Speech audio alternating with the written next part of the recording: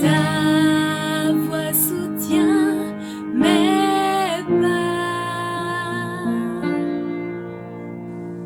et dans ma peine, je sens toujours tes bras qui me ramènent à toi.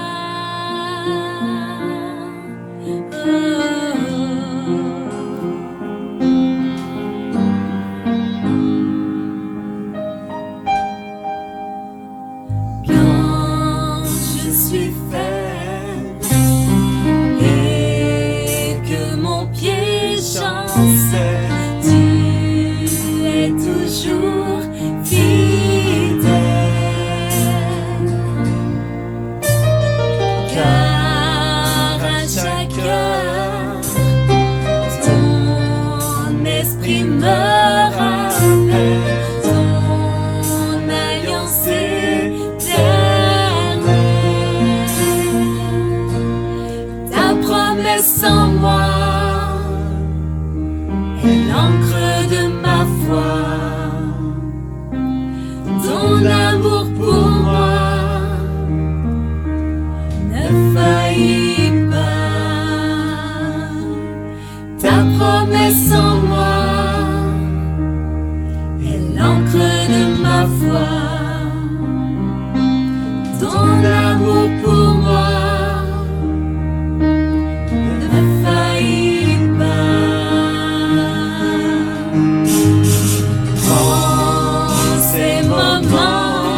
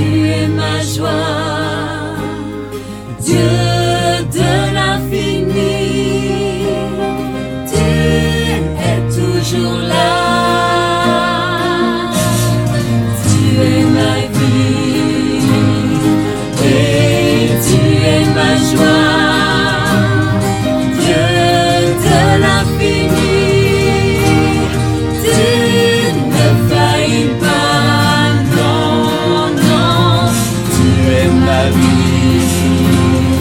Et tu es ma joie, Dieu de l'infini.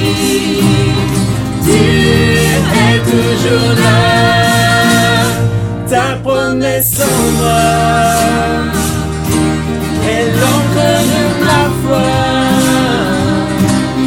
Ton amour pour moi ne faillit pas. Ta promesse en moi est l'encre de ma foi. Ton amour pour moi ne faillit pas.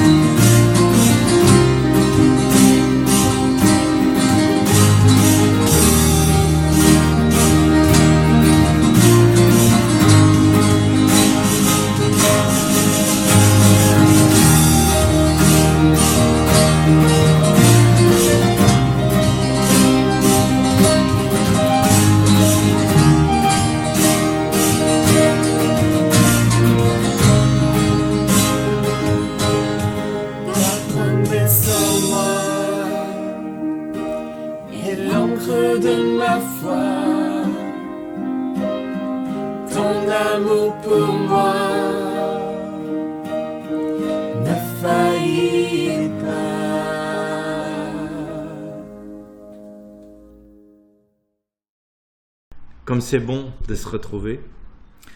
Bien sûr, il faut une bonne dose d'imagination pour percevoir vos regards, vos émotions à travers cet écran qui nous sépare et qui nous unit. Soyons cependant reconnaissants que ce lien puisse exister. Et vraiment, je voulais remettre au Seigneur la possibilité qu'on puisse vivre une réelle rencontre ce matin. Le besoin, la nécessité d'un retour à la parole nous a été prophétisé. Laurent nous l'a très bien décrypté ces dernières semaines. Ce matin, je voudrais partager avec vous une vision qui me suit depuis quelque temps. Et cette vision, elle n'est pas en décalage du tout avec les messages précédents que nous avons pu entendre. Et intérieurement, je l'ai plutôt vécu comme une forme d'application. Alors pour que vous entriez bien dans ce message, il va vous falloir aussi à vous un peu d'imagination, un peu d'implication personnelle. D'un côté, il y a cette réalité concrète que nous vivons, les pensées qui nous assaillent. Et de l'autre, il y a notre foi, cette autre réalité, invisible celle-là. Parfois, elles se réunissent et ne forment plus qu'un. Mais parfois, soyons sincères, ces deux réalités ont tendance à s'éloigner, à se séparer. Alors on y va. On va planter le décor, un peu cinéma. La vision, c'est une plaine immense, battue par les vents. Un peu comme une steppe sans relief, sans beaucoup de couleurs. Un monde aride, un peu froid, un peu glauque en fait. Et dans ce panorama informe, évoluent des dizaines et des dizaines de personnes qui tournent et qui tournent encore. Ils marchent vite, très vite. On essaye de comprendre le chemin qu'ils suivent, mais c'est tellement imprévisible, tellement chaotique. Au milieu de ce paysage morne, planté à intervalles réguliers, de multiples échelles de couleurs vives foncent vers le ciel. Elles s'enfoncent dans les nuages, dans la brume épaisse. Des échelles, on ne perçoit pas le sommet. Elles semblent différentes, fières, inébranlables. Cependant, dans la vision, les voyageurs ne les voient pas. On perçoit des regards affolés, apeurés, colériques.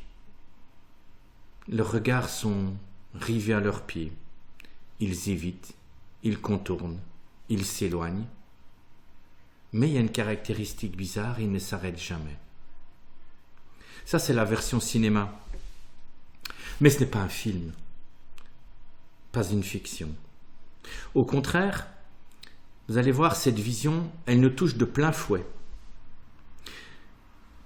c'était un peu comme si la vision c'était un mur et que vous comme moi, on courait et on allait foncer dedans. Parce qu'en fait, les amis, les gens qui tournent, les gens qui gesticulent, les gens qui contournent, c'est toi, c'est moi. Et ne crois pas un instant que tu sois extérieur au film. Tu es un acteur de la vision. Peut-être que tu ne te sens pas intervenir aujourd'hui dans la saison 1, mais que tu seras dans la saison 4. Un jour ou l'autre, tu te retrouveras là. C'est inévitable, c'est la vie, c'est notre vie. Imparfaite, inattendue, imprévisible. Alors les chemins chaotiques, en fait, ce sont nos circonstances, nos situations, ce que nous vivons maintenant. Nos regards rivés vers le sol, ce sont nos pensées, nos stratégies, nos espérances, nos raccourcis, nos prétentions. Pour être plus concret encore et vous faire comprendre ce que je veux dire, on va faire comme si j'interviewais quelques acteurs, leur demander ce qu'ils vivent, à quoi ils pensent. Et franchement, c'est impressionnant. J'ai juste changé quelques prénoms. Il y a Jules qui perd son emploi, qui cherche encore et encore, qui rédige 1000 CV, suit plusieurs formations, reçoit des entretiens, s'écroule après l'entretien, puis reçoit un message d'espérance, et puis s'écroule encore. Que des promesses. Il y a Justine qui cherche l'âme sœur, pas gagnée avec le corona, vous l'avouerez. Mais elle s'inscrit sur des sites de rencontres, et finalement, pourquoi pas? Elle se met en avant sur les réseaux sociaux. Elle devient en fait une personne virtuelle, en pensant que cette fois, ça va être la bonne. Sauf que c'est pas la bonne. Sauf que c'est pas différent. Mais peut-être celui-là que... Non, celui-là non. Parce que le Seigneur pourtant m'avait dit que... Mais non, c'est pas encore celui-là. Il y a Gérard qui voit s'effondrer le cours de ses actions, qui ne dort plus la nuit, scotché au graphique, au rebond. Il voit sa fortune fondre au soleil. Il doit vendre, mais à qui? Il doit faire des choix, mais lesquels? Il y a Géraldine. Géraldine qui suffoque entre son télétravail, ses enfants qui lui en font baver et baver encore, son mari qui se met en colère pour un rien. Cette femme qui fait tout bien. Mais son fragile équilibre lui claque à la figure, car elle a arrondi les angles encore et encore. Mais là, maintenant, toute seule, elle est au bout du rouleau.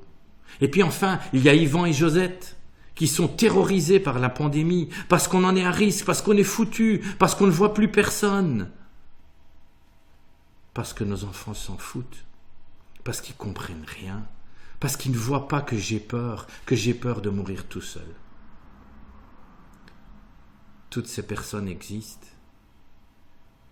Elles sont des milliers, avec d'autres problèmes, d'autres situations, d'autres circonstances. Et là, du coup, les amis, il n'y a plus besoin d'imagination. Juste se laisser aller et voir des visages qui se matérialisent devant nous, puis encore un autre visage et encore un autre. Dans cette vision, il y a un autre accent qui m'a sauté aux yeux. Ce sont les chemins. En fait, au début, je me suis arrêté sur cette idée. On ne fait que courir après le vent. On essaye d'attraper quelque chose qui nous échappe. Et objectivement, là-dedans, il y a une certaine piste à creuser. Courir après le vent. Cependant, je pense que dans ces chemins, il y a aussi à chercher une forme de rationalité. Ces chemins ont une raison d'être. Peut-être que tu es un battant dans la vie. Peut-être que chaque déplacement que tu fais, chaque évitement de l'échelle, c'est une idée que tu as, une solution possible que tu poursuis. Peut-être que certains résultats que tu obtiens t'encouragent à poursuivre dans cette voie, et puis patatras, ça tombe.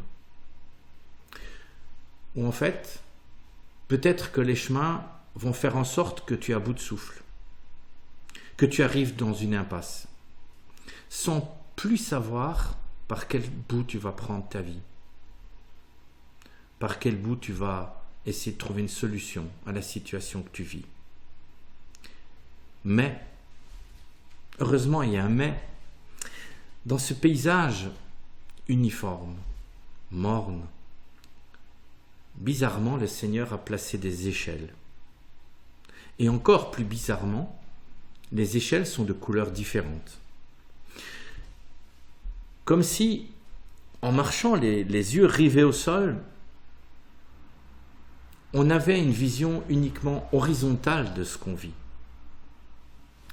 Tu sais, c'est un peu comme quand tu cherches tes clés, tu ne fais que regarder à hauteur de tes yeux. Et en fait, les clés, elles sont bien visibles. Tu les as mis et tu l'as oublié, tu les as mis au-dessus de l'armoire. Il suffit que tu lèves les yeux et tu vas avoir une autre perspective. Mais ces clés-là, tu ne les vois pas parce que tu cherches à ta hauteur ou en dessous de toi. Les échelles, elles sont solidement plantées dans le sol. Elles pointent vers l'invisible, vers l'inconnu. Un territoire qui peut-être nous effraie, mais qui heureusement pour nous existe, et il existe vraiment. Cette vision verticale, elle peut se matérialiser dans un verset qu'on trouve dans Colossiens 3, le verset 2. Accrochez-vous aux réalités d'en haut et non à celles qui sont sur la terre. Et on en arrive au thème de ce message parce qu'il existe plusieurs pistes pour comprendre ce que signifie prendre de la hauteur. Et pour tenter d'aller plus loin, j'ai choisi de prendre quelques moments clés de la vie de Joseph qui nous est relaté dans la Genèse. Ce premier moment que j'ai choisi correspond au premier séjour de Joseph en prison. Il a tout bien fait. Il a tout bien fait. Il a servi Potiphar avec toutes ses compétences. Il a mis tout son enthousiasme dans son job. Alors que, si on se rappelle l'histoire, il a été injustement vendu par sa propre famille comme esclave. Il est privé de son père, il se retrouve en Égypte dans un pays complètement inconnu. Et là pourtant, il s'en tire très bien. Il prend du galon. Et tout à coup, il est confronté à l'épouse de Potiphar. Et tout jeune qu'il est, il doit maîtriser ses pulsions, il doit maîtriser son désir. Et il ne doit pas le faire qu'une fois. Ça se passe jour après jour. Et l'épouse de Potiphar, elle ne supporte pas ce refus. Elle va simuler. Et Joseph va se retrouver en prison, injustement en prison, et pour une longue période. Il devient, une fois de plus, un renégat. Mais la Bible nous dit que là où était Joseph, là était la faveur de Dieu. Que Joseph soit dans le palais ou dans une cellule, Dieu était avec lui. Je vous redis ça. Quel que soit l'endroit où était Joseph, dans le palais ou dans sa prison, Dieu était avec lui. Ça a duré longtemps. Donc on ne peut pas dire que, en étant en prison, le problème de Joseph était effacé, était résolu, pas du tout. Et cette petite phrase que je vais vous dire maintenant m'a beaucoup impacté. Le problème a fait partie de la solution. Et ça, c'est souvent une case qui nous manque. Prendre l'échelle te fait changer de perspective. Est-ce qu'on est capable d'envisager que le problème que nous vivons est une partie de la solution d'un autre problème que nous ne connaissons absolument pas, que nous ne maîtrisons absolument pas, et qui est en fait hors de toute compréhension humaine. cette perspective nous emmène vers un autre endroit, une autre place.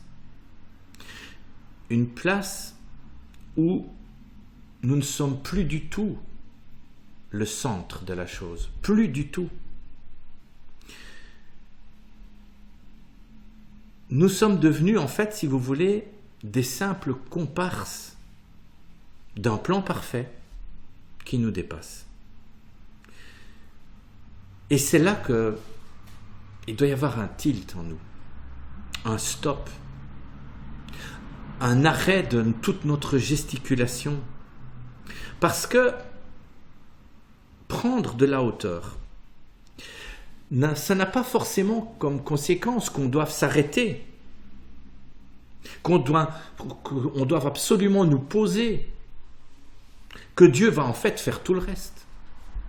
Ce n'est pas du tout ça. Changer de perspective, c'est nous voir à un autre endroit, dans un autre jeu. Un jeu que nous devons accepter, dont nous devons accepter l'idée plutôt qu'il nous dépasse. Et ça, on a du mal. On a vraiment beaucoup de mal d'accepter le fait que nous ne comprenons pas tout. Nous ne maîtrisons pas tout. On peut vraiment comprendre cela dans un autre épisode de la vie de Joseph. Après de très longs mois, dans cette prison infâme, infecte, il interprète le rêve de ses compagnons de cellule. Et c'est sans équivoque. C'est sans concession. C'est brutal. L'un va être élevé et l'autre abaissé. L'un sera restauré dans ses fonctions et l'autre finira pendu. Alors, quand ça se passe, on peut espérer que, enfin, justice va être rendue. On est quand même certain que le grand responsable des boissons va rendre à Joseph ce que Joseph lui a permis de vivre. Mais non, rien, nada. Joseph est oublié, abandonné. Mais quelle injustice, non? Quelle injustice! Mais si l'histoire s'était arrêtée là, si Joseph était sorti de prison à ce moment-là, jamais Joseph n'aurait été nommé grand vizir de la Grande Égypte. Supposons qu'on soit là, vivant à côté de Joseph. Ne pensez-vous pas qu'on aurait prié le Seigneur en disant « Seigneur, tu ne crois pas qu'il en a assez bavé, non? Il faut peut-être arrêter les frais, là. » Mais non. Mais non. Les deux comparses de prison ne sont que de simples pièces dans un plan parfait. Et Dieu n'est jamais pris au dépourvu, ça c'est une certitude. Dieu n'est jamais pris au dépourvu.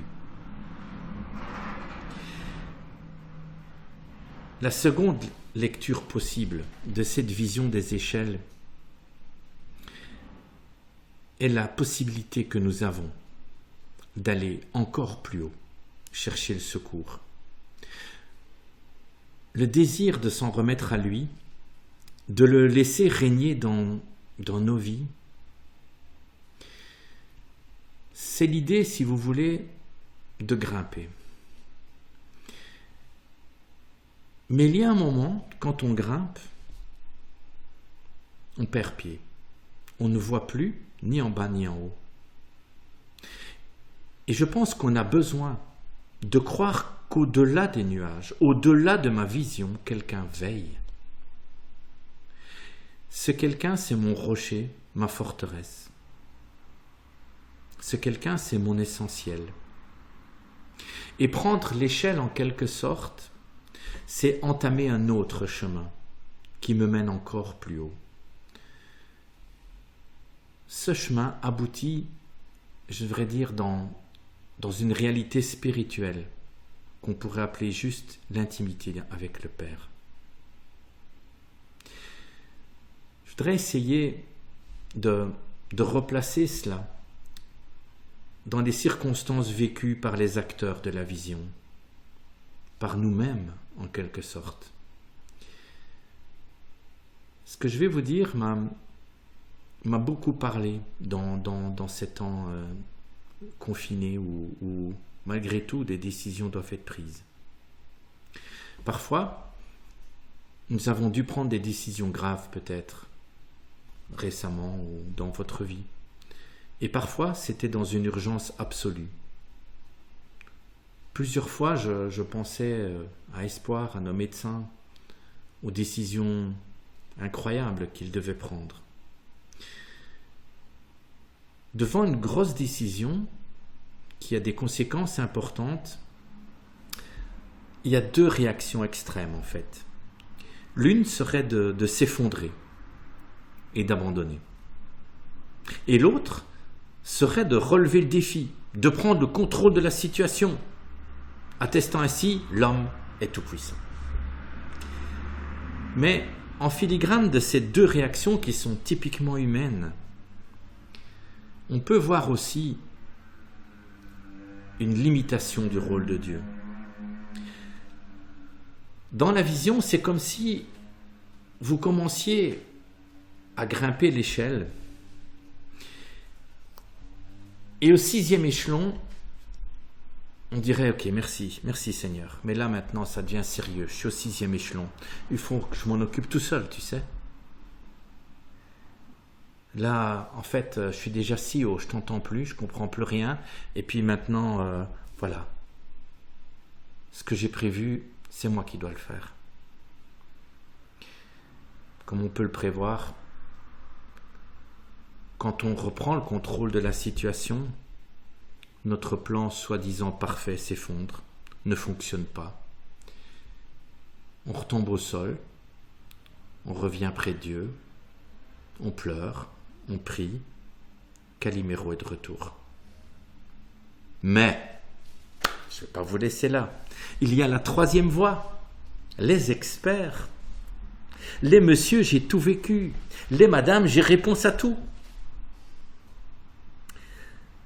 Ceux qui, à votre place, auraient fait ceci ou feraient cela et qui, en fait, se présentent à vous comme des super-héros.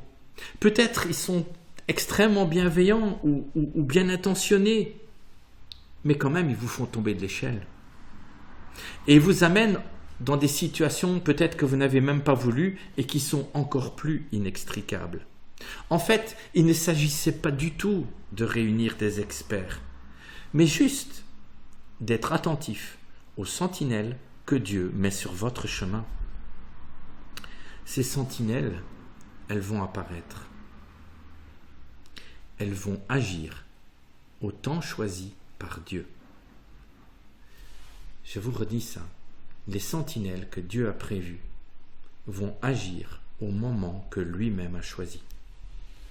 Et ça ne nous convient pas du tout. Car on n'a pas le temps.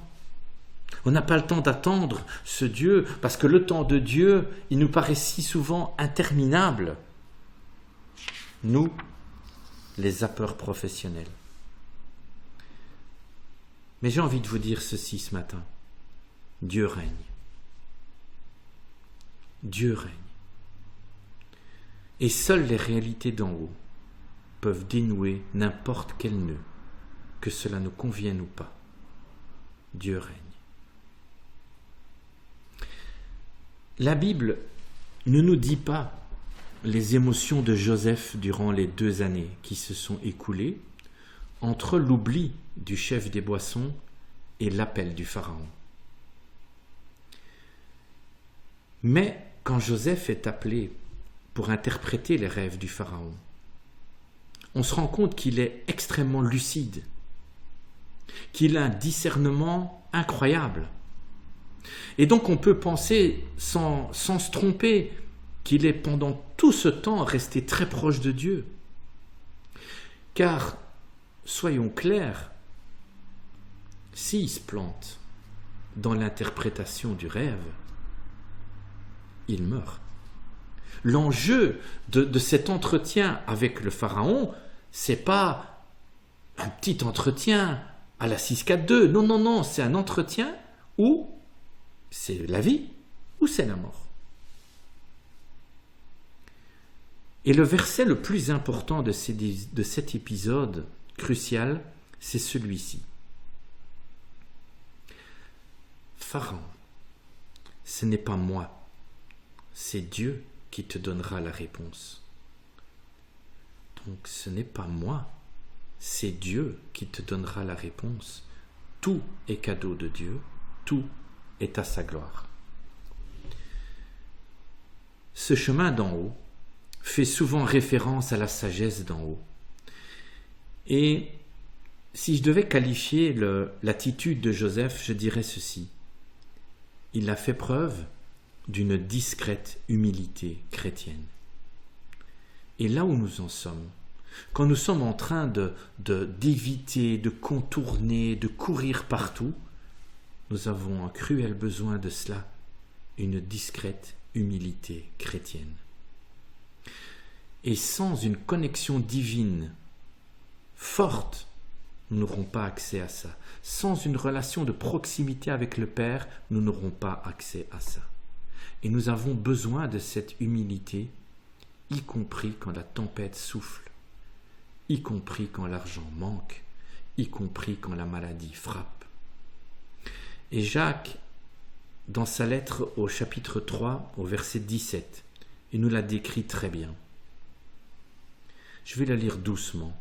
Et je pense que c'est un verset qu'on peut retenir, qu'on peut méditer, parce qu'il y a dans ce verset tellement de choses dont nous avons besoin. La sagesse d'en haut, elle est d'abord pure. Ensuite, pacifique, conciliante, raisonnable, pleine de compassion et de bons fruits, sans parti pris, sans hypocrisie. Prendre l'échelle, et c'est une troisième lecture possible, revient à choisir la bonne référence, celle du royaume.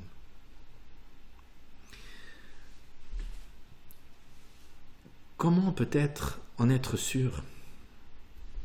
Si notre solution, si les conseils reçus s'éloignent de ces valeurs, c'est que Dieu n'y est pas. Si nous sentons dans notre cœur un sentiment de gêne, d'insatisfaction, de doute, écoute, stoppe tout, prie et remets les commandes au seul guide. Notre monde, avouons-le, part en vrille, n'est-ce pas? Et on doit réagir avec une des valeurs du royaume qui s'appelle l'intégrité. Cette notion-là, elle n'est pas claire, je pense, dans la vie de beaucoup de monde, dans la vie de beaucoup d'entre nous. Parce que souvent, on la manipule avec l'idée d'un arrangement. On va souvent juger les petites entorses des autres avec une intransigeance tranchante. Ah non! Vous vous mettez en garant de la valeur. Mais quand ces petites entorses se rapprochent en fait des petits arrangements que nous avons pris, alors on est tout à coup d'une empathie formidable. Je pense que ceci c'est dû au fait que nous passons beaucoup trop de temps dans la vision horizontale de notre monde. Et je voudrais qu'on pense à ces deux mots. Seul Jésus. Seul Jésus. Nous avons l'exemple de quelqu'un qui a vécu parfaitement sur notre terre avec les valeurs du royaume. Et je pense que ne nous noircissons pas. Nous sommes tous capables de choisir de grimper à l'échelle. Mais nous sommes tous capables de retomber et puis d'entamer une autre montée. Parce que c'est ça qui est magnifique. C'est que Dieu va toujours nous proposer une échelle. Toujours. Ne crois pas qu'il n'y a plus d'échelle dans ta vie. C'est complètement faux. Une autre question qui m'a taraudé dans cette vision, c'est pourquoi les échelles étaient-elles de couleurs différentes? Je me dis, c'est pour faire joli, ou c'est pour attirer le regard, pour qu'en fait on ne les loupe pas, ou bien c'est peut-être pour nous montrer qu'elles sont tellement de couleurs vives et que tu ne les vois pas, c'est vraiment parce que tu regardes dans la mauvaise direction. Mais il y avait autre chose. Je sentais que ça, c'était pas tout à fait la seule manière d'interpréter la vision. Dieu nous appelle. Dieu nous équipe. Nous traverserons des épreuves. Ces drames, ces déserts, ces injustices peut-être existent pour que se manifeste la gloire de Dieu. Que ferions-nous si nous avions la connaissance de tout le plan de Dieu? Que ferions-nous? Nous qui, maintenant, à la lecture, on connaît l'histoire entière de Joseph. Qu'aurions-nous fait à sa place sans en connaître le plan? Parce que le plan de Dieu pour Joseph n'était pas du tout qu'il devienne le grand vizir de l'Égypte. Ce n'était pas ça le plan. Le plan de Dieu, le plan qui voit son apogée dans la réunion de la famille, c'est ça le plan de Dieu. Dieu voulait, à travers toute cette aventure, cette épopée incroyable, que Joseph retrouve sa famille et qu'il lui pardonne. Qui aurait pensé ça avant de connaître le happy end? Qui aurait pensé que le plan de Dieu, toutes ces choses qui se sont passées, n'ont été et n'ont existé que pour que nous soyons confrontés au pardon de Joseph?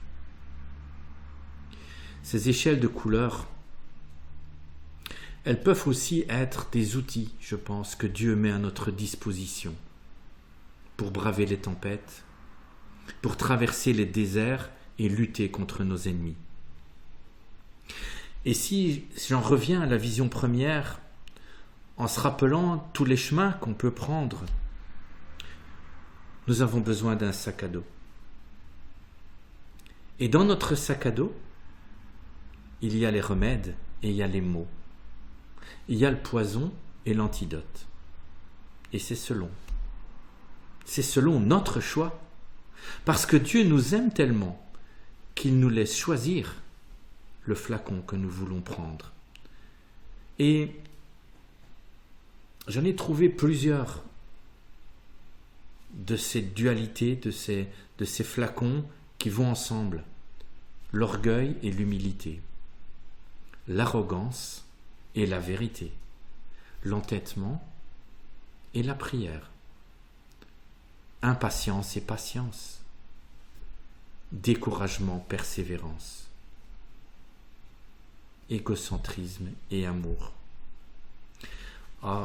Chaque duo mériterait bien sûr qu'on s'y attarde, car ils font tous partie du voyage.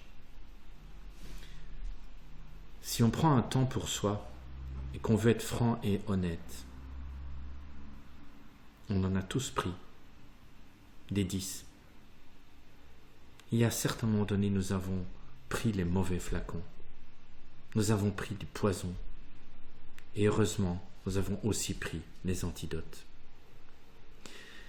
Et dans le temps qui me reste pour ce message, je voudrais vous développer 2 ou 3 de ces flacons.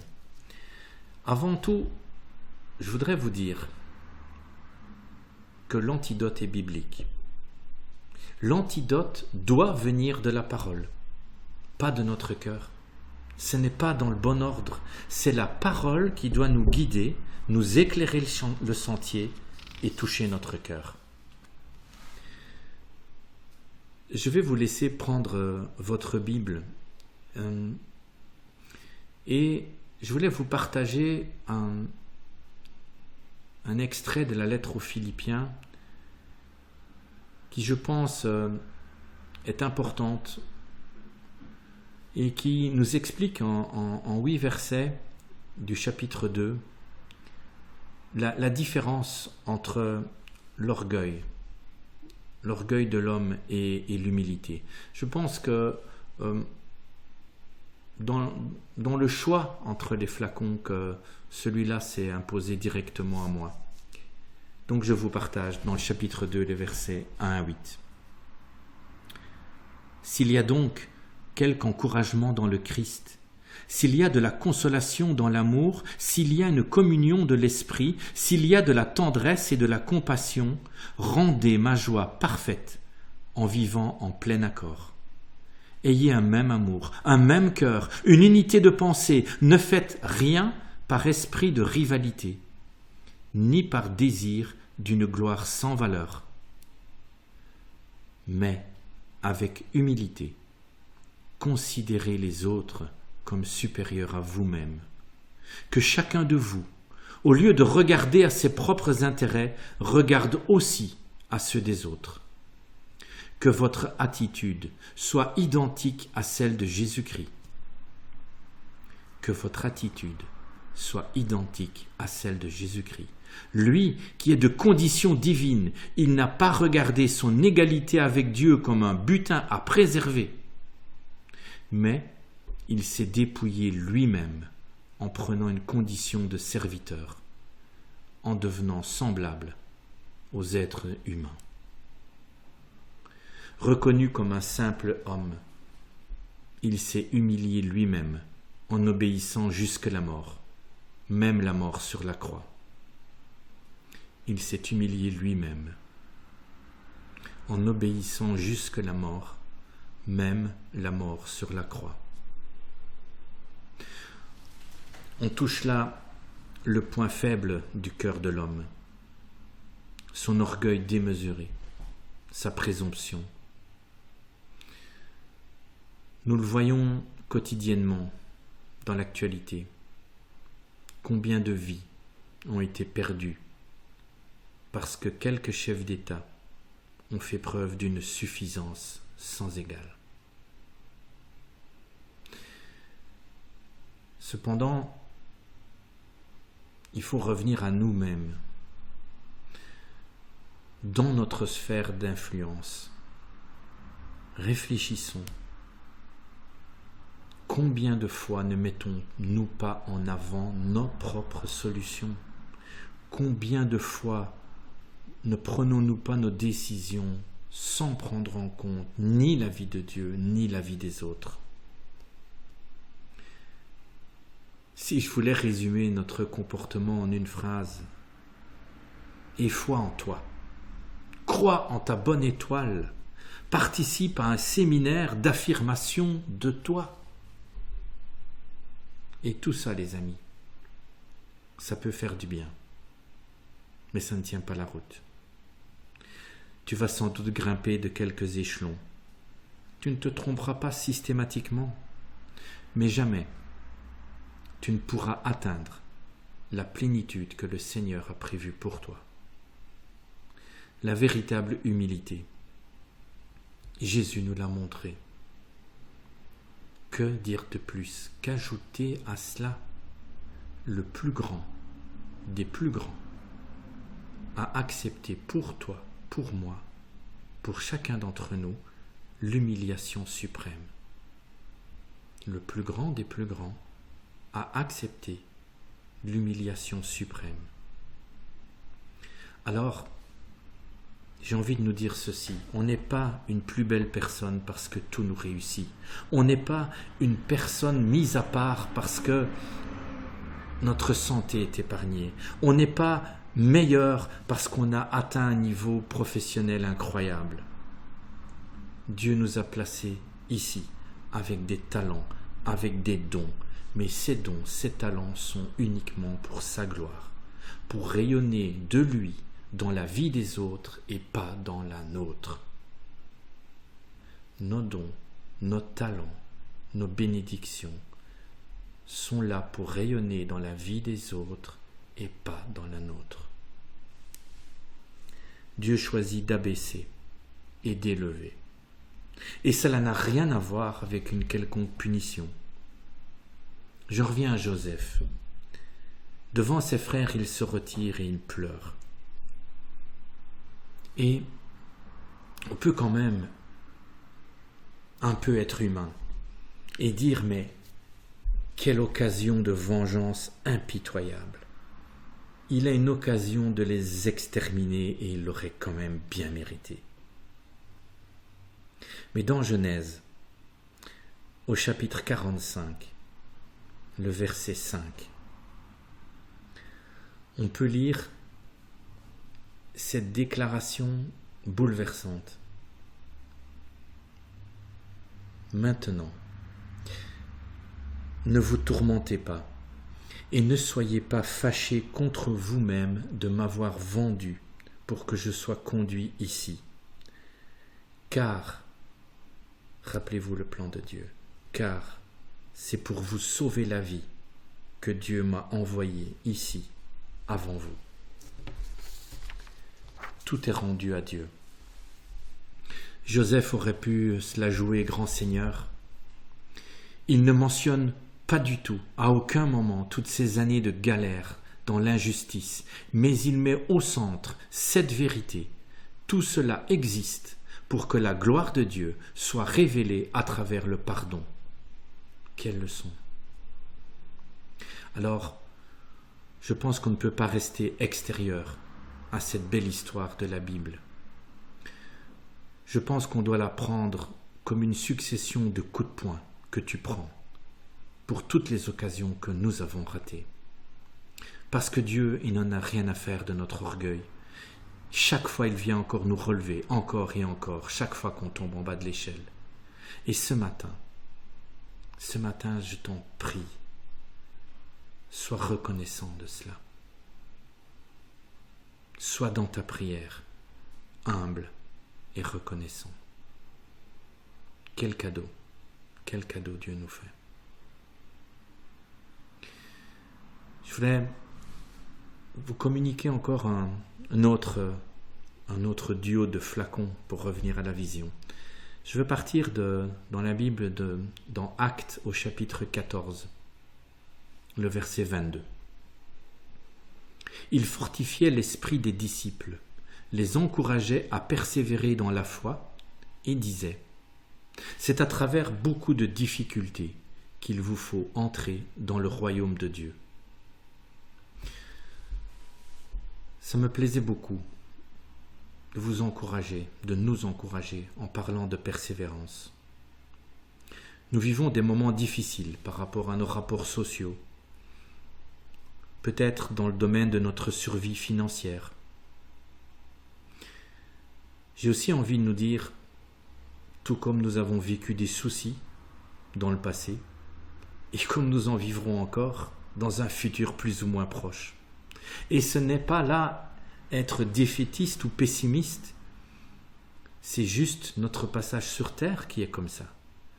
Dans sa réalité, une succession ininterrompue de moments extraordinaires et de moments douloureux. Ça s'appelle la vie. Et dans cette vie, des phases de découragement peuvent survenir. Et c'est dans ces creux, précisément dans ces creux, que l'antidote de la persévérance se révélera utile, précieux, indispensable. Combien de témoignages de courage n'avons-nous pas vus, lus dans ce moment de crise? Combien de dons de soi qui ont en fait servi à redonner le moral à ceux qui en avaient besoin, pour ceux qui étaient dans la tourmente, en plein milieu de la maladie. La vie de Joseph, qui est un peu le fil conducteur dans ce message, est tellement parlante à ce niveau-là. Souvent, je me suis dit, mais ça a duré 730 jours, avec aucun autre horizon que quelques mètres carrés, dans un endroit habité vraisemblablement par des animaux pas très ragoûtants, je vous laisse imaginer.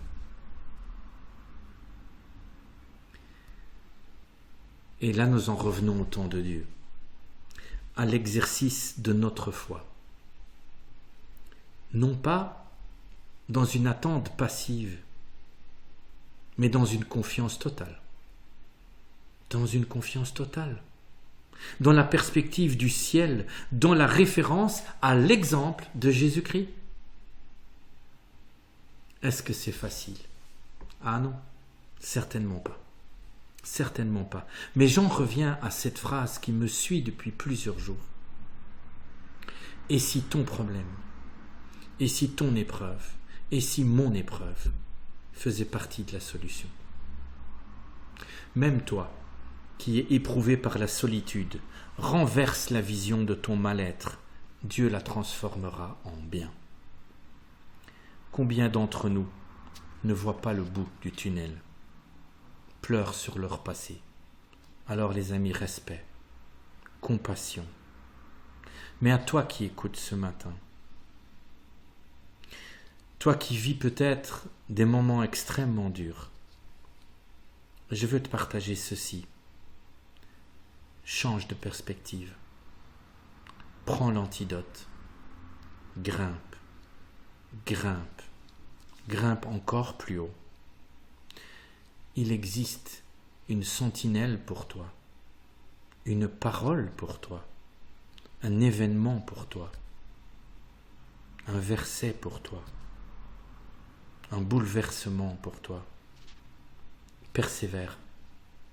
Il existe autour de toi des gens qui ont traversé les mêmes déserts, ont vaincu les mêmes manques et qui ont vu leur drame transformé en bien. Puise dans leur histoire, dans la force de leur témoignage, l'espérance qui nourrira ta persévérance. Puise dans leur histoire, dans leur témoignage, l'espérance qui nourrira la persévérance. Avant de conclure, je voulais vous donner juste encore un court antidote, beaucoup plus bref celui-là. J'ai choisi de vous lire le psaume 12, mais vous pourriez aussi lire le psaume 15. Et j'ai choisi les 4 premiers versets du psaume 12. Sauve-nous, Éternel, car il n'y a plus d'hommes loyaux. Les fidèles disparaissent du milieu des hommes. On se dit des mensonges les uns aux autres. On a sur les lèvres des paroles flatteuses. On parle avec un cœur double. Que l'Éternel extermine toutes les lèvres flatteuses, la langue qui parle avec arrogance. Au verset 7, il est écrit dans la Bible: les paroles de l'Éternel sont des paroles pures, un argent affiné dans un creuset en argile et 7 fois épuré. Parmi les valeurs du royaume, mes frères, mes sœurs, il y en a une qui m'a beaucoup impacté ces temps derniers. C'est difficile d'être confronté par écran interposé à des gens qui mentent, qui renient leurs paroles, qui transforment leurs actes, parfois pour des raisons futiles, qui s'apparentent au besoin de se mettre en avant ou de gommer une faute. Mais parfois les mensonges sont liés à ce qu'on peut appeler des arrangements entre amis, des arrangements, des aménagements personnels de la vérité. Les flatteries existent, peut-être souvent dans l'unique but de nuire. Les fake news nous envahissent, n'est-ce pas? Et y compris dans la transmission de la parole de Dieu. La prophétie que Christophe a reçue et qu'il nous a partagée est aussi, je pense, une mise en garde. Si on veut continuer un peu dans l'histoire des chemins que nous suivons, méfions-nous comme de la peste, plutôt peut-être comme du Covid-19, de ces fausses pistes, de ces chemins qui nous entraînent dans une chute qui peut être vertigineuse. Certains conseillers ne sont pas bons. Leur message n'est pas empreint de la culture du royaume. Laissons Dieu nous montrer la voie pour écouter les bonnes voix. Reste authentique, vrai. Ne dis pas que tout va bien si tu vas mal. Examine les conseils que tu reçois. Ne te lance pas dans la recherche des dictates du développement personnel. Si la paix t'envahit, tu reconnaîtras la présence du Père. Si tu baignes dans la parole, tu vivras dans la culture du royaume. Si tu baignes dans la parole, tu vivras dans la culture du royaume. La vie de Joseph à elle seule, c'est une source inépuisable d'enseignement pour ce que nous vivons aujourd'hui. Nous arrivons à la fin de ce partage. Et en conclusion, je ne voudrais pas résumer le message, mais simplement vous laisser quelques phrases très simples à retenir, peut-être à méditer. La parole est éternelle. Dieu est bon, au-delà de toute compréhension. Dieu t'aime au-delà de toute limite. C'est un fait, c'est une réalité. La parole est éternelle. Dieu est bon, au-delà de toute compréhension. Dieu t'aime, au-delà de toute limite. C'est un fait, une réalité. J'aime beaucoup aussi cette citation de Martin Luther King. Je l'ai mise à la deuxième personne du singulier parce que je n'ai pas envie que ce soit de beaux mots, mais que ce soit plutôt comme un étendard sur toute la route de notre vie. Si tu ne peux pas voler, alors cours. Si tu ne peux pas courir, alors marche. Si tu ne peux pas marcher, alors rampe. Mais quoi que tu fasses, tu dois continuer à avancer. Si tu es resté un peu en dehors de mon message, si tu ne te sens pas tout à fait concerné parce qu'en fait tout va bien dans ta vie et qu'en fait tu n'as pas vraiment besoin de Dieu, je voudrais te laisser cette autre phrase. Ton succès dépendra de ta capacité à faire le bien à quelqu'un qui va mal. Sans cela, le succès se résume à poursuivre le vent. Amen. Je voudrais prier pour conclure. Prier avec vous. À vous qui nous manquez terriblement. Seigneur, je te remercie.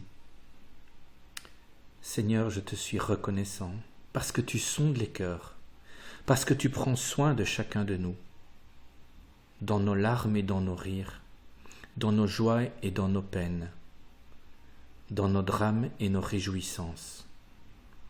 Règne, Seigneur, dans la vie de mes frères et sœurs. Merci, Seigneur, pour le modèle que tu nous as laissé. Que tout ce qui soit dit, écrit, vécu, soit réalisé pour ta propre gloire. Amen.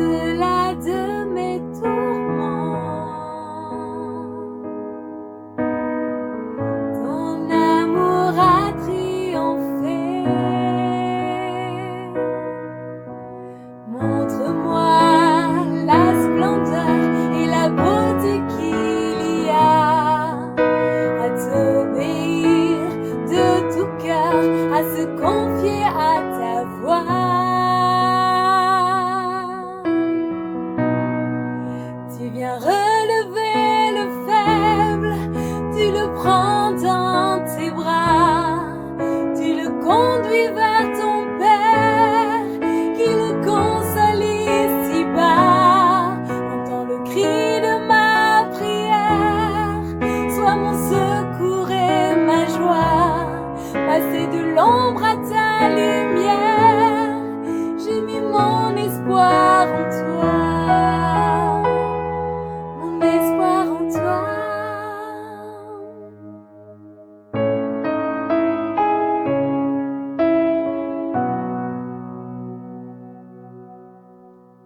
Puisque ma vie passera, en toi je veux demeurer. Puisque tu triompheras,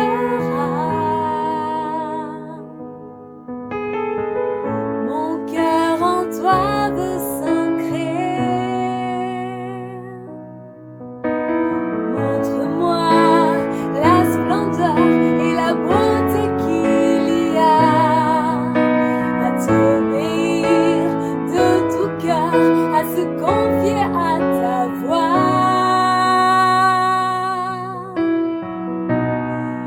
Tu viens relever le faible, tu le prends dans tes bras, tu le conduis vers ton Père, qui le console ici-bas. Entends le cri de ma prière, sois mon secours et ma joie.